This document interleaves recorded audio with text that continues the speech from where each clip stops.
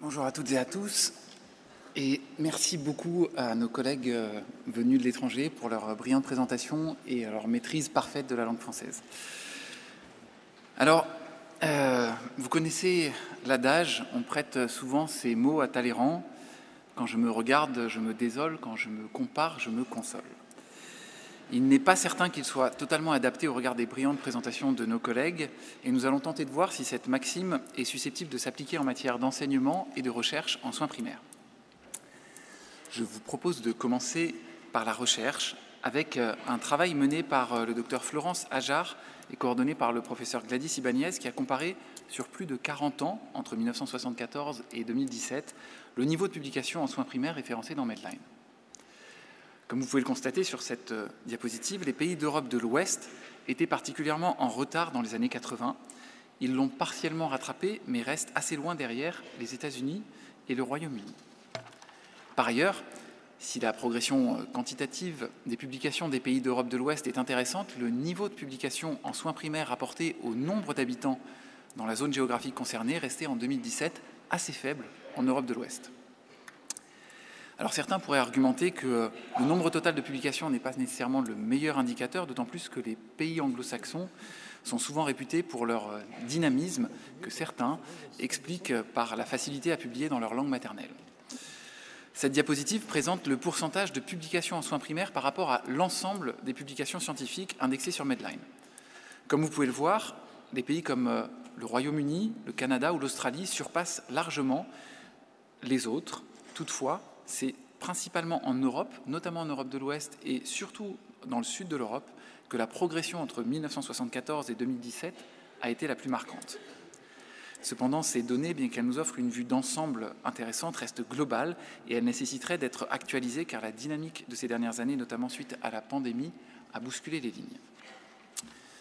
Alors pour vous donner un aperçu plus actuel et peut-être plus qualitatif de la situation en recherche en soins primaires en 2024 dans les 4 pays présentés, j'ai demandé à chacun des orateurs de partager avec nous une petite note résumant la situation dans leur pays en quelques lignes, et j'ai essayé de synthétiser ces éléments dans la diapositive suivante. Alors je parle sous leur contrôle.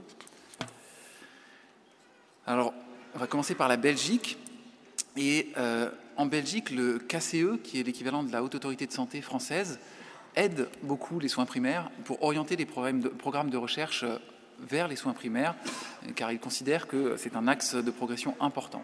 Il y a un soutien d'un certain nombre de fondations, notamment la Fondation du Roi Baudouin, qui a mis en place une chaire interuniversitaire en soins primaires. Les entrepôts de données de santé en médecine générale se développent plutôt en réseaux locaux régionaux, souvent animés par les universités. Au Royaume-Uni, les efforts sont concentrés sur certains domaines clés, la prévention, le suivi des maladies chroniques par exemple.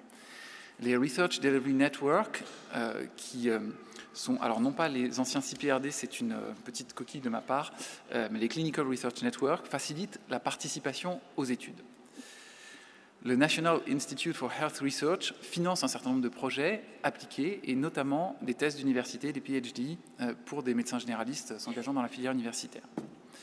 Et Carolina nous a parlé des outils numériques, et notamment du CPRD, le Clinical Practice Research Data Link, qui est probablement ce qui se fait de mieux en matière d'entrepôt de données de santé en Europe, et avec lequel nous sommes en lien dans le cadre du développement de P4DP. En Espagne, la recherche est intégrée au système de santé, soutenue par des institutions publiques comme l'Institut Carlos III, par un certain nombre d'universités, même si, ça nous a été rappelé par Maria Pilar, l'universitarisation de la médecine générale est encore incomplète, avec, je parle sous ton contrôle, mais je crois 5 départements universitaires de médecine générale sur la quarantaine d'universités qui existent en Espagne en santé. Il y a un rôle très important des régions, et dans certaines régions comme autour de Barcelone ou de Madrid, il y a un dynamisme particulier lié à des moyens peut-être plus importants. Et enfin, la Suisse, le système de recherche est très structuré, décentralisé, avec un rôle clé des universités. Il existe un lien particulièrement fort avec la santé publique et la médecine interne. Il existe des financements de recherche en soins primaires dédiés. Et pour ce qui concerne les entrepôts de données de santé, un projet est en construction, en tout cas en Suisse allemande, le projet FIRE, et là aussi qui se construit en lien avec le projet français P4DP. Passons maintenant à l'enseignement. Je vous propose de faire un tour rapide d'horizon des DES de médecine générale en nous appuyant sur 2 publications. Le premier travail de comparaison a été réalisé par le docteur Isabelle Ramos en 1995 et son actualisation par le docteur Louise de Villers en 2023.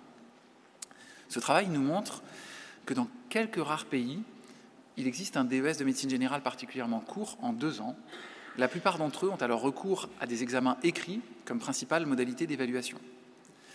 Cependant, il est difficile de tirer des conclusions plus approfondies à partir de cette diapositive, tant les situations sanitaires des pays concernés, comme le Brésil, qui était alors sous Bolsonaro, ou de l'Ukraine et de la Russie, sont spécifiques dans le contexte actuel. Un nombre plus important de pays ont une durée de DES de médecine générale de 3 ans.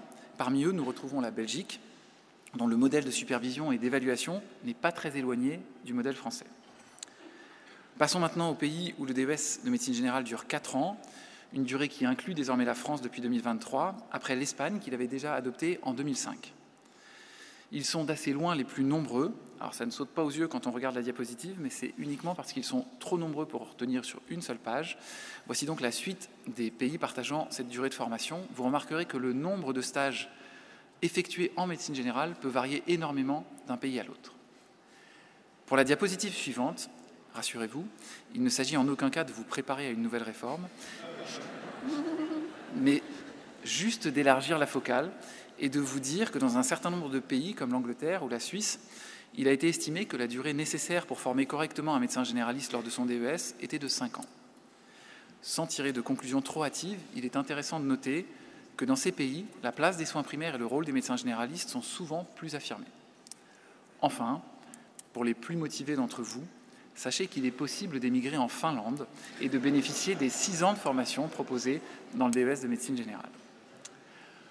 Compte tenu de l'horaire, je vous propose de ne pas développer plus ce monologue. Les sciences de l'éducation nous le rappellent avec constance. Les meilleures présentations sont les plus courtes, surtout à l'heure du déjeuner. Profitons de la présence de nos collègues pour interagir et faire mentir Talleyrand en remplaçant sa célèbre maxime par une version revisitée. Plus on s'isole, plus on s'affole. C'est en échangeant que l'on apprend. Je vous remercie.